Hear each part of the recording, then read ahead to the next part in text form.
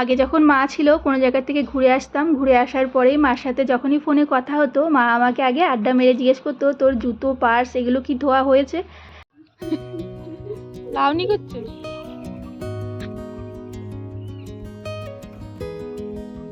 তো এই যে সকালবেলা দেখো আমার হাজবেন্ড চলে এসেছে আমাদের জমিতে চাষ করতে। এখানে হচ্ছে আজকে, চলো চা করি। শীতের সময় যেই সবজি গাছগুলো ছিল এখন তো সব শুকিয়ে যাবে, এখন আবার নতুন করে গাছ লাগাতে হবে। হ্যালো এভরিওয়ান, গুড মর্নিং, কেমন আছো তোমরা সবাই? তো দেখো এই যে সকালবেলা আমার হাজব্যান্ডকে আমি ঘুম থেকে উঠেই আসলাম। আমার হাজব্যান্ডকে খুঁজতে খুঁজতে দেখি ঘরের পেছনে চলে এসেছে, মানে আমাদের সবজি বাগানে। তো এখানে এখন তো যেগুলো আগে সবজি ছিল মানে ধনে পাতা গাছটা, সেগুলো ধনে হয়ে গেছে, সেগুলো তুলে পরিষ্কার করে দিচ্ছে আর একটু কুবিয়েও নিচ্ছে।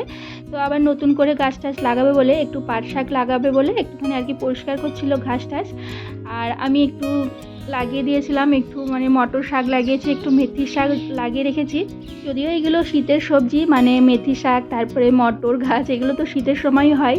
তো আমি তবুও লাগিয়ে দিয়েছি, যদি হয় তো হবে, যদি একদিন মটর শাক হয় একটু মটর শাক খেতে পারবো।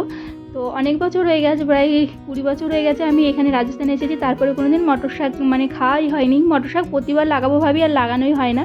তো আমার একটু মটর শাক খেতে ইচ্ছে করছিলো, ওর জন্য লাগিয়ে দিয়েছিলাম অল্প কটা মটর। তো যাই হোক, ওর জন্য দেখি গাছ তো হয়ে গেছে যদি হয়।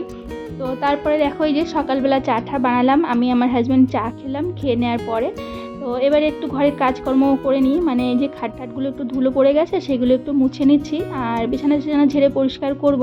আর আমার বড় মেয়ে তো বাড়িতেই চলে এসেছে, ও এখনও ঘুম থেকে ওঠেনি, একটু ঘুমিয়ে আছে। ওর একটু শরীরটা আবার একটু খারাপ ছিল, মানে কালকে পেট ব্যথা করছিল, তারপর দেখি ভোরবেলা একটু বমি ঠমিও করছিল।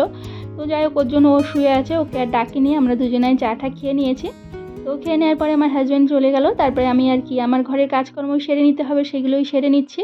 তো এই যে তোমরা দেখলেই বিছানা টিছানা ঝেড়ে পরিষ্কার করে তারপরে এই যে বিছানাগুলো গুছিয়ে নেব। গুছিয়ে নেওয়ার পরে তারপরে তো সকালে টিফিন বানানো, এই কাজগুলোই আছে, আগে ঘরের কাজকর্মগুলো সেরে নিই। আজকে সকালবেলা ভাবছি তাড়াতাড়ি করে কাজকর্ম সেরে নিয়ে কিছু জামা কাপড় ধুয়ে দেবো। তো অনেক কিছু জামা কাপড় পরে আছে, আমার মেয়ে এসেছে, ওর সেই কম্বল টম্বল এগুলো নিয়ে এসেছে, তারপরে আমরা যেগুলো শীতের সময় ইউজ করেছিলাম সেগুলোও পরে আছে, কিছুই ধোয়া হয়নি। তো অনেক দিন ধরেই তারপরে কলকাতায় গেছিলাম, সেই সব জামা কাপড়ও এখনও আমি সেভাবে ধুয়ে কমপ্লিট করতে পারিনি।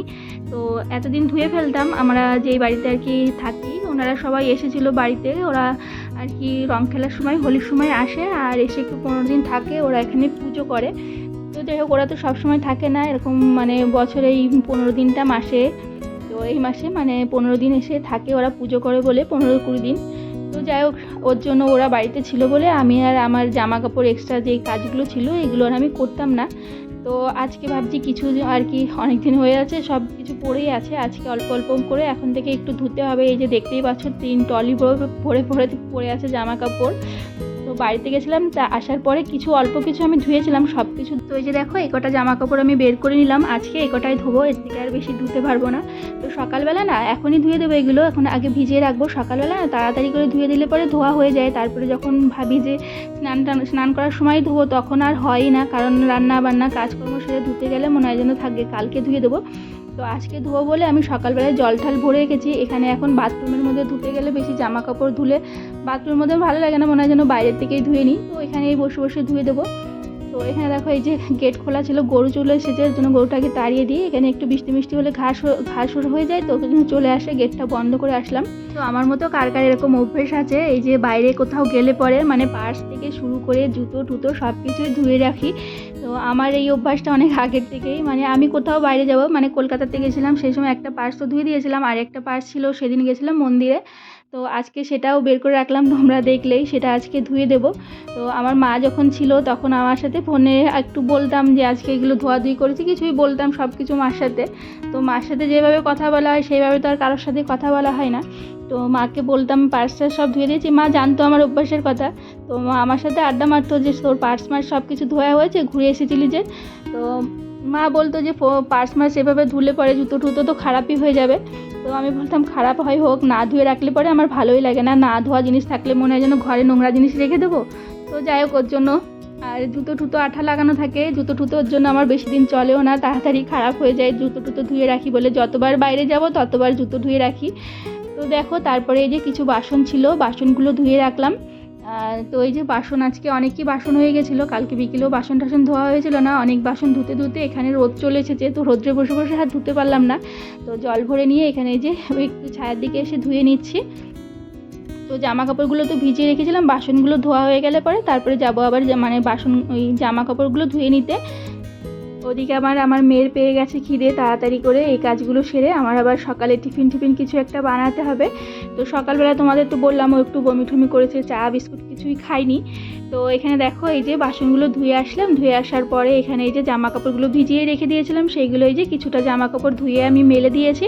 আর বাদবাকি যে বেডশিট এগুলো আছে 3-4টে বেডশিটও ভিজিয়ে রেখেছি, সেগুলো আর এখন ধোবো না, এখন ধুতে গেলে আমি লেট হয়ে যাব, স্নান করার সময় বাকিগুলো ধুয়ে নেব।